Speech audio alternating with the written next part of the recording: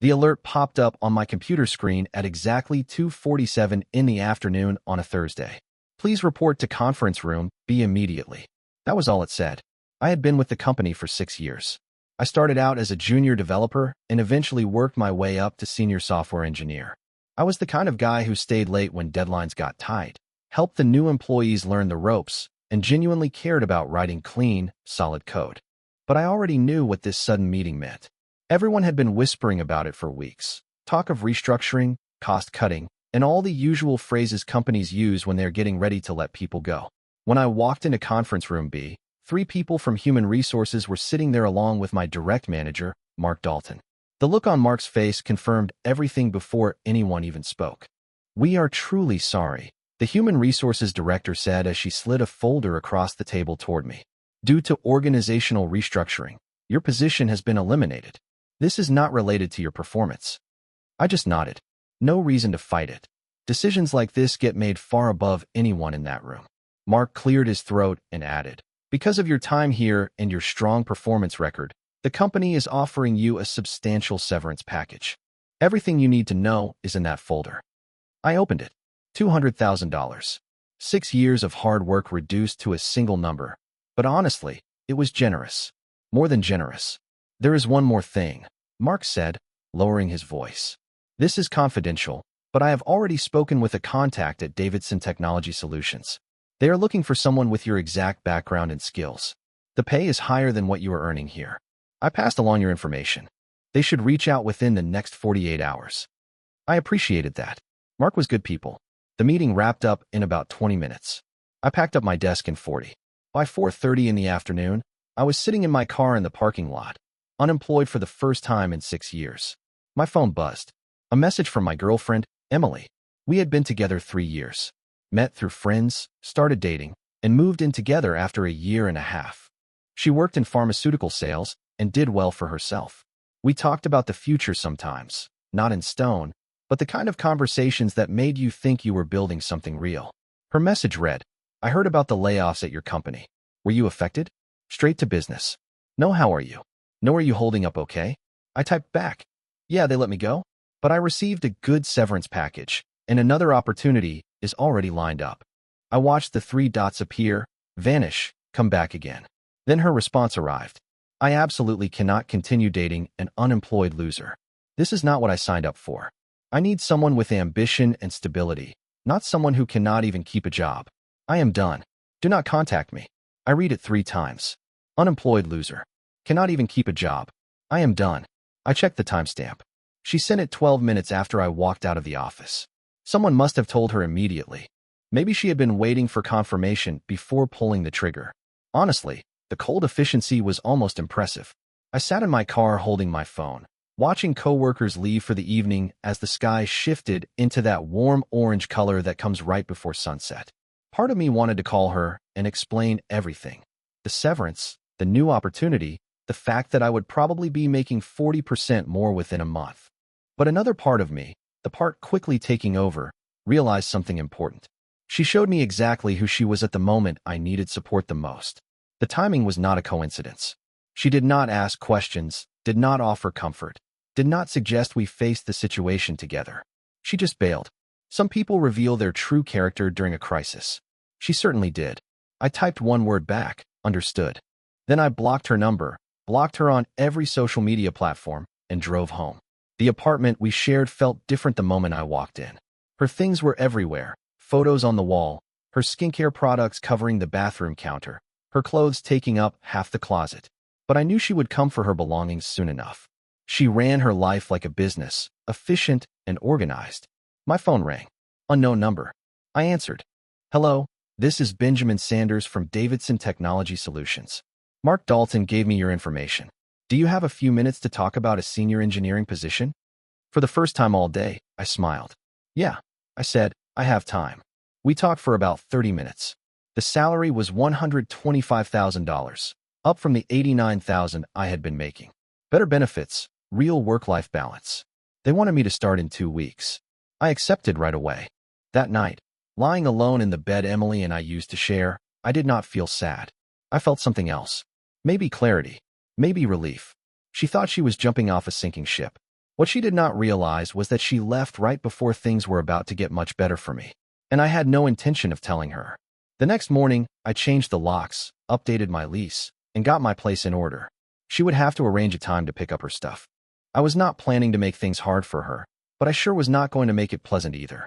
Her first message came through at 11 o'clock in the morning. I had unblocked her for the moment because I knew this conversation had to happen eventually. I need to get my things. When can I come by? I replied, tomorrow, 2 o'clock in the afternoon. You will have 1 hour. That is not enough time. Then bring help. 1 hour. The next day, she showed up with her sister and 2 big boxes. I stayed in my bedroom while they gathered her belongings. I could hear them talking quietly, even laughing at times, like this was just another simple weekend chore.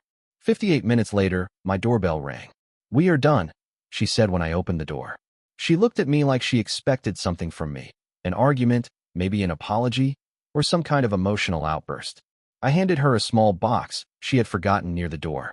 You missed this one. That is it. Nothing else to talk about. Drive safe. Her sister tugged on her arm and led her down the stairs. I closed the door, locked it, and went back to putting my life back in order. During the first week after leaving my job, I focused on getting ready for the next chapter. I reviewed material for the new role, updated all my professional profiles, and organized my finances. The severance money sat in my bank account like a safety net I did not need, but was glad to have. By week 2, I had started at the new company. The office was modern, the team actually knew what they were doing, and the work was the kind of challenge I enjoyed. There was no pointless corporate nonsense, no long meetings about nothing. Just real engineering problems that needed solutions. My coworkers were easy to get along with.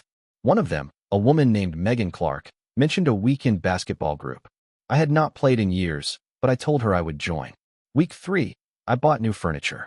The apartment felt empty after she cleared out her things, so I filled the space with items that fit me. Simple, practical, clean. For the first time in a long while, the place looked like mine.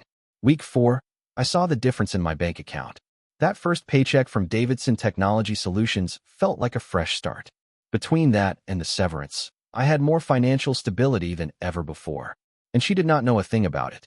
Through mutual friends, I heard she had been telling her own version of the story, how she had to leave because I lost my direction after getting laid off, how she needed someone more ambitious, how she deserved better.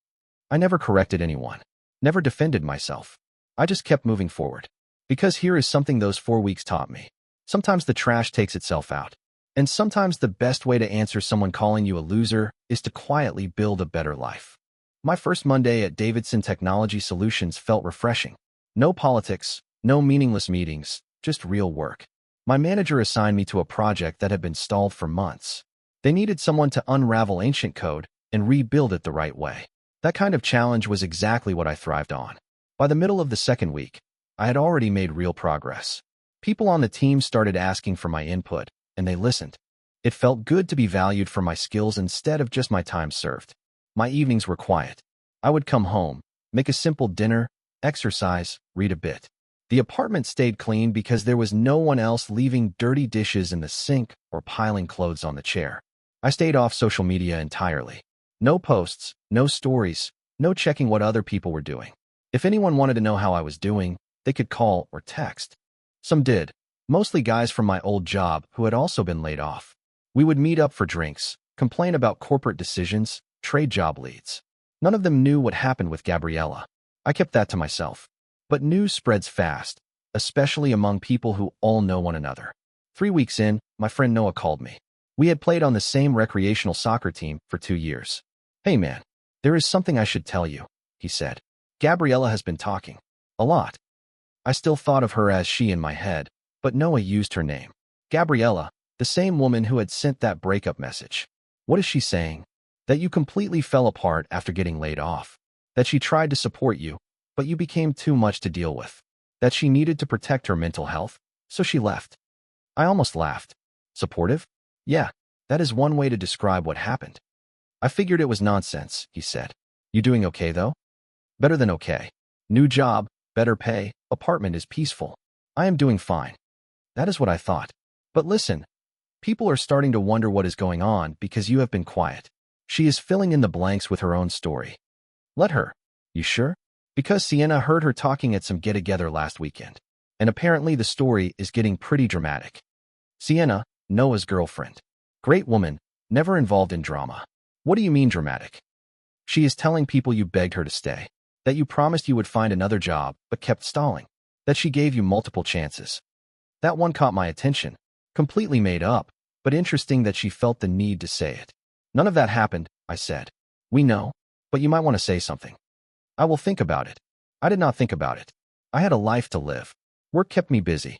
And that basketball group Megan mentioned turned out to be exactly the break I needed. The thing I liked most about playing basketball with those guys was how nobody knew anything about my past. And even better, nobody cared. It was just physical activity, friendly competition, and a group of regular guys who talked about normal life instead of office drama. We played on Saturday mornings, grabbed breakfast afterward, and joked about whatever came to mind. One of the guys, an investment advisor named Eric Davidson, no connection to my company, gave me some real financial pointers. I took part of my severance package and put it into index funds, then kept the rest available in case anything came up. Another guy, a mechanic named Drew, took one look at my car and told me flat out that it did not have another year left in it. According to him, the transmission was on its last legs, the engine sounded tired, and repairing everything would cost more than the car itself. I had been driving that old Honda for 8 years. Bought it used, took decent care of it, but it was definitely near the end. My plan had been to squeeze whatever life it had left out of it, but apparently the end was coming faster than I thought. I asked Drew, how much would something reliable run me? He shrugged. Depends what you want. Are you looking for another economy car or something a little nicer? I thought about it. My salary easily covered my expenses. The severance was partially invested and still sitting strong. I had money, for the first time in a long time, without stress attached to it. Something nicer, I said. Then look at luxury pre-owned cars. You can get a 3-year-old model that is basically brand new for half the original price. Better features, better ride. And if you pick a good brand, they hold value. It made sense. Later that afternoon, I went to a few dealerships just to browse. I test drove several cars and immediately felt the difference between my beat-up Honda and a vehicle built with real engineering in mind. I did not buy anything right then, but the idea stuck. In the 4th week, Noah called me again. Dude, Gabriella is asking around for your new number. I had changed it right after I blocked her. Clean break. Do not give it to her, I said. I was not planning on it, Noah replied. But she is persistent. Says she needs to talk to you about something important. If it was important, she would have mentioned it before calling me an unemployed loser. Fair point, he said. Hey, we are having people over Saturday night. Just a casual hangout. You want to come? She going to be there? Nope. Sienna told her she is not welcome after what she did. I appreciated that. I will be there. The gathering was relaxed. 15 people, good food, easy conversations. At one point, Sienna pulled me aside. I owe you an apology, she said. I am the one who introduced you to. I really thought she was better than that. It is not your fault, I told her. People show you who they are eventually. You deserve better, she said softly.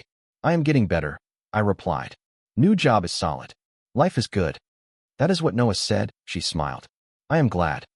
Later that night, one of Sienna's friends, a woman named Arya, started talking with me. She worked as a graphic designer, and she was funny, easygoing, just pleasant to be around. We exchanged numbers and agreed to grab coffee sometime. Nothing serious, just 2 people who clicked. I drove home feeling something I had not felt in months. Maybe not happiness, but peace. A quiet kind of contentment. Like my life finally belonged to me again. The next morning, I headed back to the dealership. I found a car I really liked, a luxury sedan, 3 years old, low mileage, certified pre-owned, dark blue, a clean interior, and it drove like a dream. It was not cheap, but it was within reach. I had run the numbers more than once. With my income and what I had saved, I could buy it outright and still have a solid financial cushion. I will take it, I said. The salesman blinked. Do you want to think about it? I already thought about it. The paperwork took a couple of hours. They detailed the car, switched the plates over, and handed me the keys. My old Honda went to the trade-in lot. It had done its job, but it was time for something better. I drove off in a car that cost more than most people earn in a year. Not to brag, not to prove anything, but simply because I wanted it and could finally afford it. That difference mattered more than anything. 5 weeks since her text message. 5 weeks since she decided I was not worth the effort. I was doing more than fine. I was thriving, and she had no clue. On the sixth Saturday, I was on my way to meet the basketball guys at a sports bar. We had played that morning, and someone suggested watching the game together.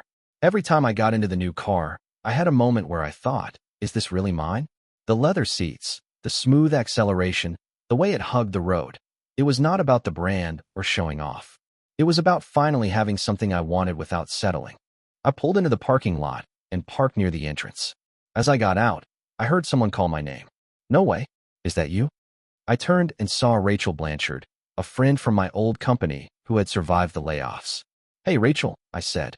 She walked up, eyes bouncing from me to the car and back again. Okay, what happened? Last I heard, you were laid off. I said. Landed somewhere better. She pointed at the car. Better than this? Yeah, I said. I'm doing engineering work again. Different place, better environment.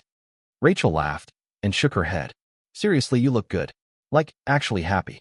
I am, I told her. That is great. Hey, a bunch of us are inside. Come say hello. I followed her into the sports bar. It was crowded, screens everywhere, people cheering at different games, that weekend energy buzzing in the air. My basketball group had grabbed a big table in the corner, and I made my way over. Along the way, I recognized a few faces from my old job and from different social circles. A couple waved, some nodded, and most just went back to their conversations. Still, I could feel eyes on me. That sense when people notice you even if they're trying not to stare. I slid into a seat at our table, ordered food, and joined the normal banter. It felt like any other Saturday. During halftime, Megan leaned close and whispered, "Do not turn your head, but Hannah Brooks has been watching you this entire time." Hannah was one of Gabriella's close friends. They used to work together and had stayed tight afterward. Let her look, I said. She has her phone out. Definitely texting someone. I did not react. I just took a sip of my drink and kept my eyes on the screen. Half an hour later, my phone buzzed. Unknown number. Someone must have passed along my new one. The preview said, "I really believe in second chances." I did not open it. I put my phone face down and kept watching the game. Eric, the financial advisor from our group, noticed. Everything okay? Yeah, I said. Just someone who does not matter anymore. Another buzz, then another. I finally picked up the phone and opened the messages, still without replying. I really believe in second chances. We should talk. I think we both said things we did not mean. I saw your car. You are obviously doing well. I am happy for you. That last one nearly made me laugh. Happy for me. Such a thoughtful lie. Noah joined us, so I showed him the screen. He read the messages and shook his head.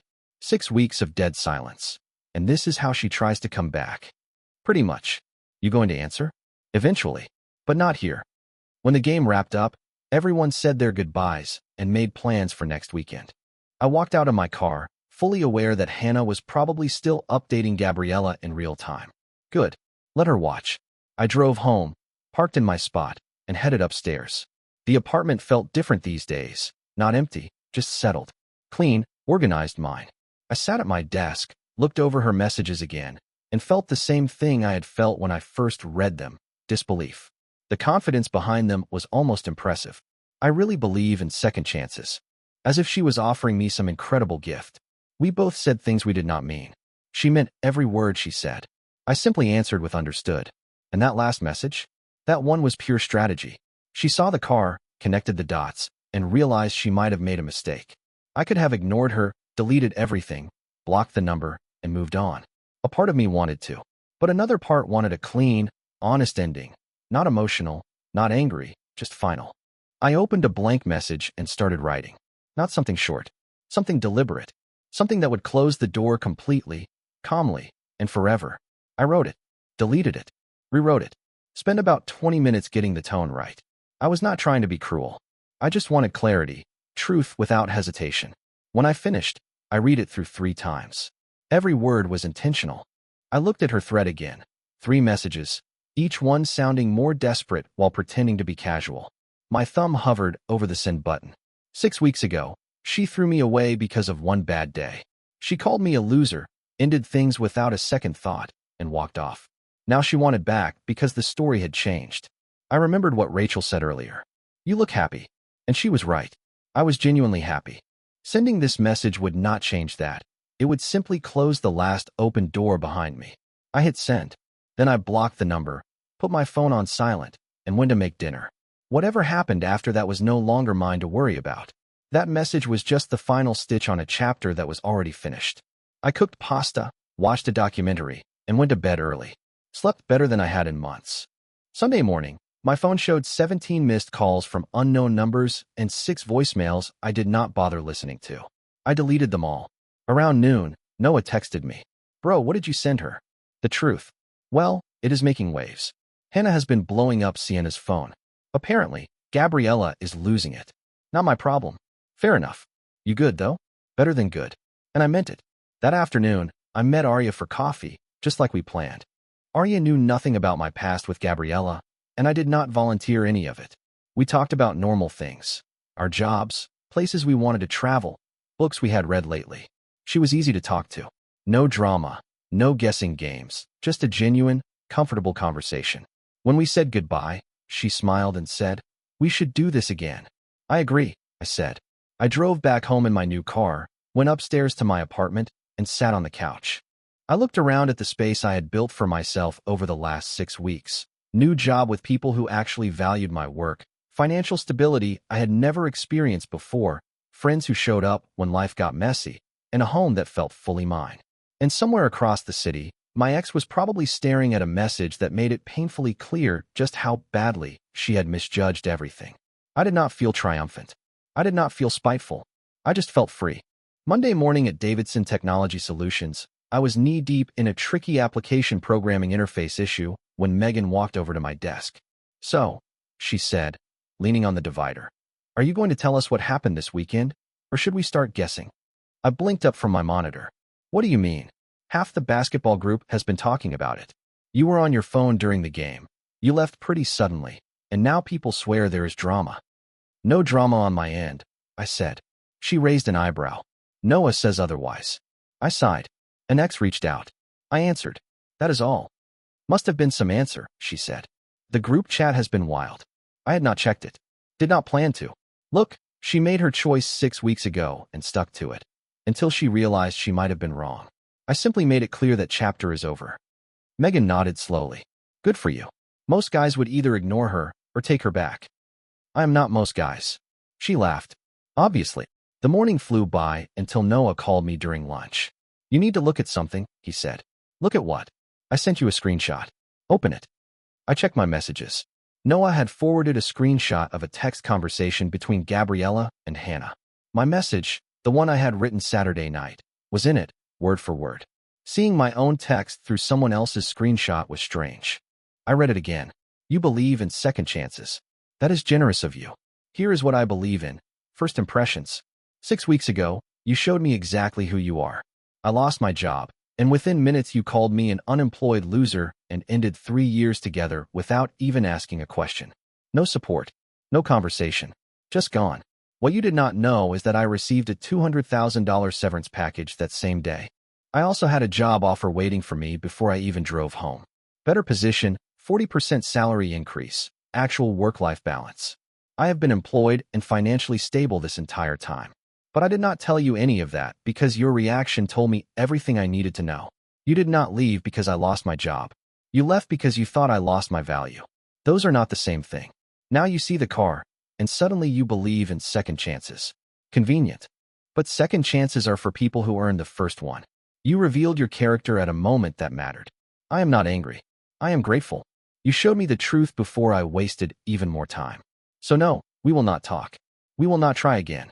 This is not about grudges. It is about understanding that some people only want you when they think you are winning. And I do not need anyone in my life who measures my worth by my employment status. I hope you find what you are looking for. Just do not expect to find it here. Below that was Hannah's reply to Gabriella. "Oh my God." Then Gabriella's response. "He cannot be serious." Hannah answered back. "He sounds serious to me." Gabriella replied. "I did not mean it like that. I was scared. I panicked." Hannah wrote. "You called him a loser, Gab." Gabriella insisted. "People say things they do not mean when they are upset." Hannah shot back. "Were you upset, or were you calculating? Be honest." The conversation ended there. I stared at my screen for a few seconds. "How did you get this?" "Hannah sent it to Sienna," Noah said. "Sienna sent it to me. It is spreading." "Great," I muttered. "No, seriously, this is great." She has been telling her version of the story for weeks. You just shut it all down with the truth. I did not reply. You still there? Yeah. I just never wanted this to become public. Too late for that, he said. But if it helps, everybody is on your side. What you wrote was sharp but fair. She needed to hear it. After we hung up, I tried to focus on work, but my phone kept lighting up. Messages from people I had not talked to in months. Some supportive, some curious, some just wanting to jump into the drama. I shut off notifications and went back to coding. Tuesday was more of the same. The screenshot had made its way beyond our friend group. Someone had even posted it on social media. Names blurred, but enough details for anyone who knew us to figure it out. The comments were all over the place. Some people praised the honesty. Others said it was too harsh. Some argued I should have ignored her. I did not respond to any of it. I was not interested in becoming part of the show. By the time Arya and I met for dinner the next week, the whole thing with Gabriella already felt like something from a past life. Arya still had no idea anything had happened between me and my ex, and I wanted to keep it that way. We talked about work, movies, the kind of food we liked, places we wanted to visit someday. She was sharp, funny, and had this way of challenging my opinions without making it feel like an argument. It felt good, effortless even. But before we get to that night, a lot happened. Gabriella tries again. On Wednesday afternoon, Sienna called me. Hey, she said, I need to warn you about something. What now? Gabriella is planning to show up at the basketball game on Saturday. She wants to talk to you face to face. She is not even part of that group. She is coming anyway. Hannah told her not to, but she is not listening. I thought about it. If she shows up, I will handle it. You sure? Because this is getting messy. It is only messy if I participate, I said. I sent one message. I am done. Okay, but call me if you need backup. The email. Thursday, I received an email at my work address. That meant she either looked up my company profile or asked someone directly. The subject line said, please read this. I almost deleted it without opening. Curiosity 1. It was long. Paragraphs of explanations, attempts at justification, and apologies. She said she had been stressed about her own job. She reacted poorly. She regretted her words. She understood why I was hurt, and she hoped we could at least talk. The email was more polished than her texts, calmer, almost convincing. Almost. Underneath all of it was the same message. She had misjudged the situation. Now she wanted to correct her mistake. Not because she had grown as a person, but because my circumstances had changed.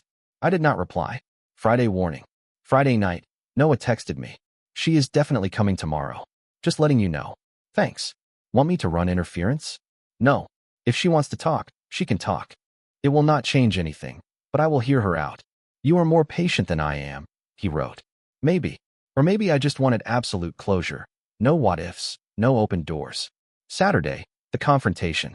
Saturday morning, I drove to the courts and parked in my usual spot. The car still got looks, but I was used to it by then. The guys were already warming up when I joined them. Halfway through the game, I saw her standing on the sideline with Hannah. She looked thinner, or maybe just worn out. Hannah looked like she regretted every part of the situation. I played a few more possessions, then asked for a sub and headed to the bench for water. Gabriella walked toward me. Can we talk? I looked at Hannah. Can you give us a minute? She nodded quickly and backed toward the parking lot, looking relieved. Gabriella crossed her arms. You did not respond to my email. There was nothing to respond to. I poured my heart out in that message. You explained your reasoning, I said. That is not the same thing. So that is it. You just write me off? You wrote me off first. I am simply respecting your decision. That is not fair, she said. I made a mistake. You made a choice, I answered. Mistakes are accidents. You chose to send that message. You chose those words. You chose not to ask questions or offer support. She glanced away. I was scared. Scared of what? Of being with someone who could not provide stability. And now I can provide it. So suddenly I matter again. It is not like that. It is exactly like that. She swallowed. Why is that so wrong? People can change their minds. I took a breath. Because I need someone who stays when life gets rough, not someone who checks the scoreboard before deciding whether I am worth the time. That is not who I am. It is exactly who you showed me you are. She stared at me for a long moment. So there is nothing I can say? There is plenty you can say, I told her. But none of it changes my choice. You are being stubborn. I am being clear. I drove all the way here to talk to you. I did not ask you to. Her eyes filled with tears. So you are just throwing away 3 years over one bad day. You threw away 3 years over one text message, I said. I am simply not picking up the pieces. She turned and walked back to Hannah. I watched them leave, then returned to the game. Megan glanced at me. You okay? Yeah, I said. I am good. We played another hour and grabbed lunch afterward. Nobody asked about it. They did not need to. The final message. Back home, I felt strangely light, like I had been carrying something heavy and finally put it down. My phone buzzed. One last message from an unknown number. I am sorry I hurt you. I hope you find happiness. I did not block it. I just let it sit there, unread. She said what she needed to say, and I had said everything I needed to. For the first time in 6 weeks, the entire situation felt truly finished. A clean week. The following week passed quietly. No texts, no emails, no unexpected drop-ins. Just work, basketball, and life moving forward. Noah told me that Gabriella had stopped talking about me completely. Hannah mentioned she had been facing some trouble at her job, something about her performance slipping. Not my business. Dinner with Arya. Thursday evening, Arya and I met for dinner. Not exactly a date, but not completely casual either. She made me laugh. She questioned my opinions in a way that sharpened them. And when I talked about work, she listened like she actually cared. When she talked about her projects, I could see how much creativity mattered to her. And somewhere between the conversation and dessert, I realized something. My life was moving on. Naturally. Comfortably. Without looking backward. When Arya and I finished dessert that Thursday night, she leaned back and studied me for a second. How so? She asked. You seem comfortable with yourself. Like you are not trying to prove anything to anyone. I shrugged. I spent a long time trying to prove things to someone who did not care. I am not interested in ever doing that again. She nodded thoughtfully. Sounds like there is a story behind that. There is, I said, but it is over. Good, she replied. I am not trying to compete with ghosts. 2 weeks after the conversation on the basketball court, I was promoted at Davidson Technology Solutions. Lead engineer. Another salary increase. More responsibility. My manager told me I earned it through steady performance and actual leadership. I celebrated by taking the basketball group out for drinks. We raised our glasses to good work, good friends, and moving forward. At some point, Megan pulled me aside. You know, she said, Gabriella tried to reach out to me last week. What did she want? She wanted to know if you were seeing anyone, Megan said. I told her it was not her business. Thank you, I said. She also asked if you ever talk about her. And what did you say? I said no, she replied.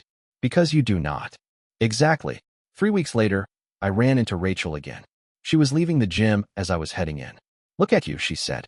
You are glowing. Are you just working out more or what? It is more than that, I said.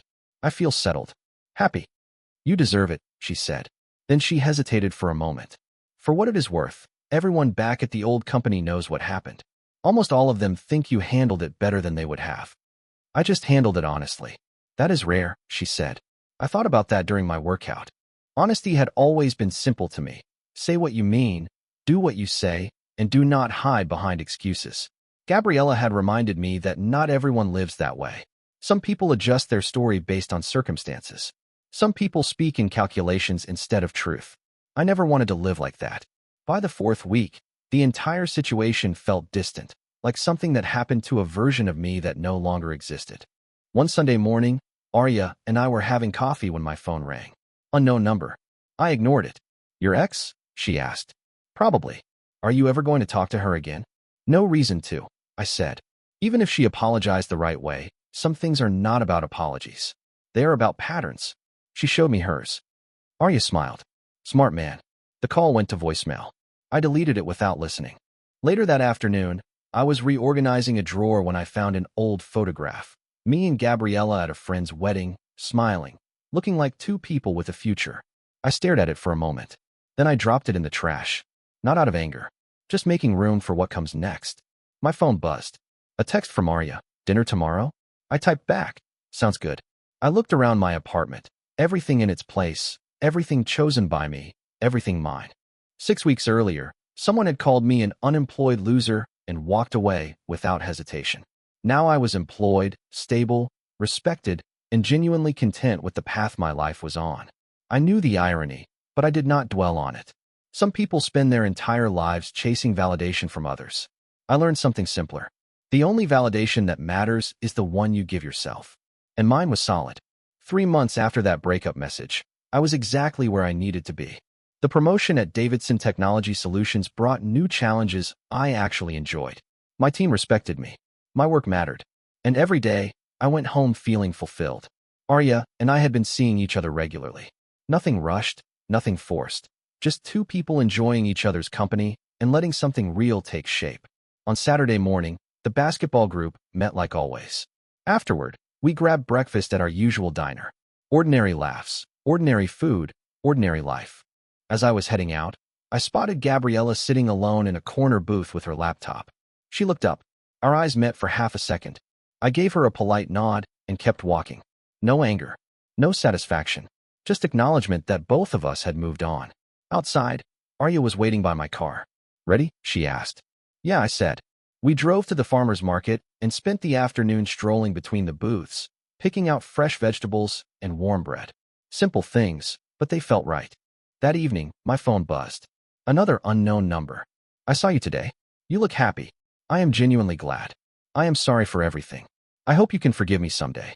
I read it twice, then showed Arya. You going to answer? She asked. No. That chapter is closed. I deleted the message and set the phone aside. We cooked dinner together in my apartment, talking about her new design project and a funny moment from my office that week. We ate, laughed, cleaned up side by side.